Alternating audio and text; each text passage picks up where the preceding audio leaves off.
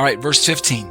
Therefore he, speaking of Yeshua, is the mediator of a new covenant, right? Diathekes kaines in the Greek. He's the mediator of this new covenant, and of course we were instantly reminded of this new covenant that the writer already mentioned in chapter 8, verse 8 through verse 12, and he's going to mention again in the next chapter, verse 10.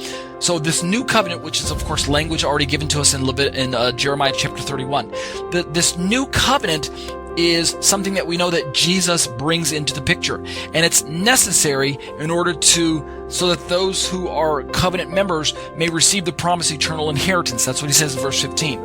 This is substitutionary language, as we already know from Sunday school lessons, because he says, since a death has occurred that redeems them from the transgressions committed on the first covenant. There was a death that occurred that redeemed them.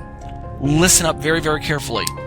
According to the covenant arrangement between God and Israel, right, that took place on Mount Sinai in Exodus chapter 24, basically Israel is saying in typical covenant fashion that if we violate our part of the covenant, may we be like the animals that were slain. May we also be slain.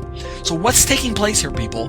What's taking place is that the people are saying the animals represent us.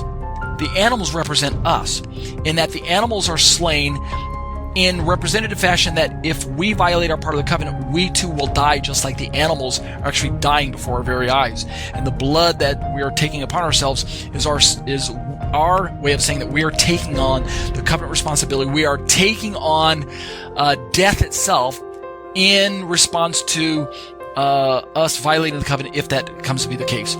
That's the important point that the writer to the book of Hebrews is trying to make, is that if a transgression takes place, then the next logical and expected action that must take place is that a death must take place.